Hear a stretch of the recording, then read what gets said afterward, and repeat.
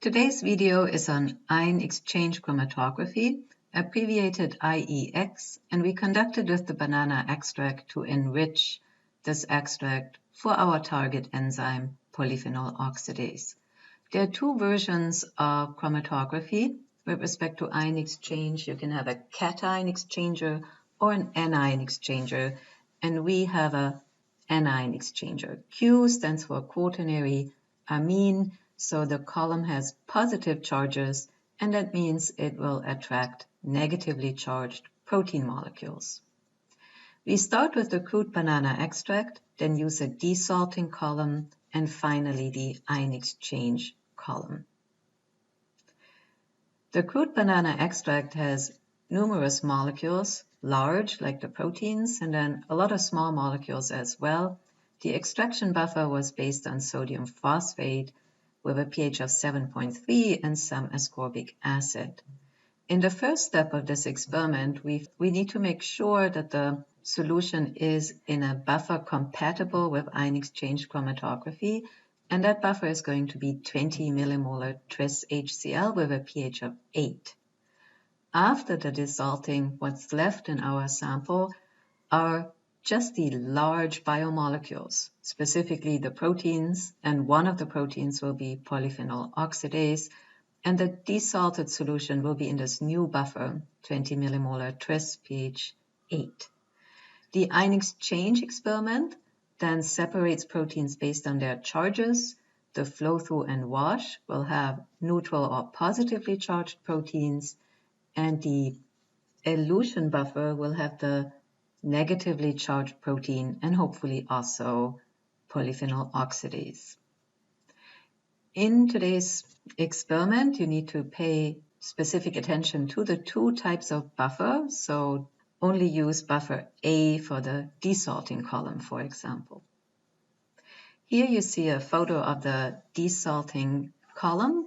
It has a cap, so you remove the cap, then you empty out the contents on top, then fill up the top with the buffer A, which is the 20 millimolar tris HCl buffer. Then you snap off the bottom and just let all the buffer A drip through. So this is gravity flow. It will take at least 15 minutes. And during these 15 minutes of just watching buffer A drip through the column, you might as well prepare the second column, the ion exchange column. We will use a syringe to work with the ion exchange column. An important way to manage the column is to always make sure you make these drop-to-drop connections so that you never introduce any air into the column. So first, remove the top stopper of the column. You can also already remove the bottom part so we don't have the snap-off piece anymore. Then you make a drop with a positive meniscus. Make sure that your pipette doesn't have any air, so that when you connect the lure to the drop, that you're not introducing any additional air. So we call this a drop-to-drop connection. To equilibrate the column, you first need to fill your syringe all the way with buffer A, and then you let it drip by applying pressure on top of the syringe into the waste. So I'm pressing down on the plunger with my thumb, and I'm pressing slow and steady so that I get a flow of about 5 milliliter per minute, not faster, so that squeezing through these whole 25 milliliter of my syringe should take me 5 minutes. To fully equilibrate the ion exchange column, you next need to apply a total of 25 milliliter buffer B, and then you finish off with 50 milliliter buffer A. Make sure to always make these drop-to-drop connections when you switch between the buffers. Now let's switch back to the desalting column.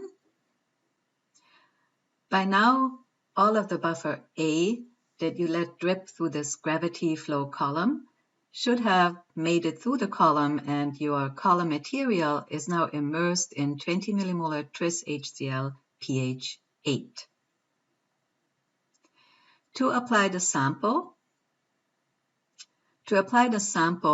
use your pipette man for 1,000 microliter and layer a total of 3 milliliter of the crude banana extract on top of the frit of the desalting column.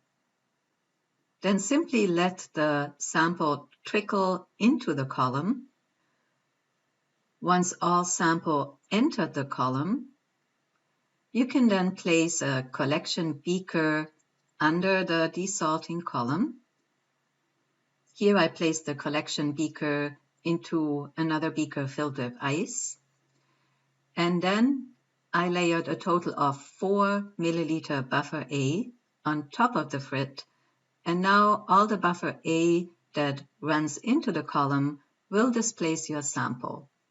A desalting column is filled with a porous material, like Cefadex, for example, a sugar polymer, and the beads have tiny pores so that only small molecules, like buffer molecules, salt molecules, can enter these beads, and therefore the small molecules are delayed as they travel through the column, but large biomolecules elute first. Your desalted sample will have a total volume of 4 milliliter. Please take 2 milliliter out of the beaker and store them in a falcon tube so that you can continue to work with the remaining 2 milliliter of desalting sample to get ready for the next step, which is the ion exchange column. Working with the ion exchange column will have several steps. There is the sample loading with 2 milliliter or half of your desalted sample portion. And you'll be collecting the flow through in a labeled tube. So there are lots of tubes to prepare. All of them need to have a marking for 5 milliliter. And your first step, is to take the syringe and suck up the remaining 2 milliliter of your desalted sample. Then you apply the desalted sample onto the column using your syringe. And what you push out at the other end of your column will be the flow through. Then making drop-to-drop connection, you fill your syringe with about 25 milliliter buffer A, and then you press these 25 milliliter A through the column, always collecting 5 milliliter portions into your labeled test tubes, and these test tubes are labeled W1 for wash 1 all the way to W5 for wash 5. Then you have to switch to a buffer that has more salt. So prepare an AB buffer in which you mix equal volumes of buffer A and B so that the final content or concentration of sodium chloride is 0.5 molar of this AB mixed buffer. You will apply a total of 15 milliliter and collect 3 fractions, and then you finish the experiment by using a total of 10 milliliter buffer B, which has the highest salt concentration. Before the column can be packed away, it needs to be flushed with 25 milliliter buffer B, followed by 50 milliliter of water, and finally 25 milliliter of 20% ethanol, which hinders the growth of bacteria and other microorganisms. To analyze the samples, we will check for total protein with the Bradford reagent and with dopamine for polyphenol oxidase activity. We will be using a microplate, and on this slide you see a layout of the microplate. Rows A and B contain the dopamine reagent. Rows C and D contain the Bradford reagent.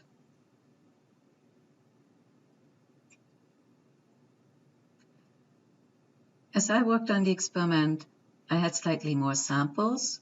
So I had 10 wash samples instead of 5, and 5 medium salt samples instead of 3, and 5 high salt samples instead of 2. So the layout is slightly different in the experiment that I conducted for this video.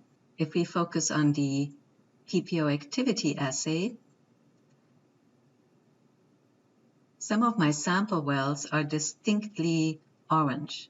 That means in these sample wells, dopamine was oxidized into dopachrome because polyphenol oxidase was present in high concentrations. We see high activity in the flow-through and the first wash samples. This can be a sign for overloading a column. And in my experiment, I used 4 milliliter of the desalted sample. To avoid overloading the column in your experiment, you're only going to use 2 milliliter. Most important, however, is that we see high PPO activity in the sample wells belonging to the medium salt samples and almost no PPO activity in the later wash steps. That means your enzyme PPO only detaches from the positively charged column material if you offer a high salt concentration, like the 0.5 molar sodium chloride that is present in these medium salt fractions. Here is a model of polyphenol oxidase from apple, and in this model, the protein structure is color-coded by its electrostatic surface. The high abundance of the red color means that this apple PPO indeed has mostly negative surface charges. Banana PPO, we can assume, will have a similar abundance of negative charges on its surface. After all, we find the high activity for banana PPO in the fractions that belong to medium salt fractions that can only be present if your protein binds to a positively charged column by having mostly negative surface charge patches on its surface. That means some of your column chromatography experiments can teach you a lot about the properties of your target enzyme. The fractions that have high PPO activity need to be stored. For sample storage, you can use the Falcon tubes for larger volumes, but we also need some small aliquots to continue with the next experiment. So for the small aliquots, you use the microcentrifuge tubes, and you will distribute 100 microliter sample portions for all the fractions that have high PPO activity. So in my case, that would be the desalted sample, the flow-through, the first wash, but then most importantly, the medium salt fraction 1, medium salt fraction 2, and then also medium salt fraction number 3 in my case. All your samples with high PPO activity will be stored at minus 80 degrees Celsius until it's time to conduct the next experimental session.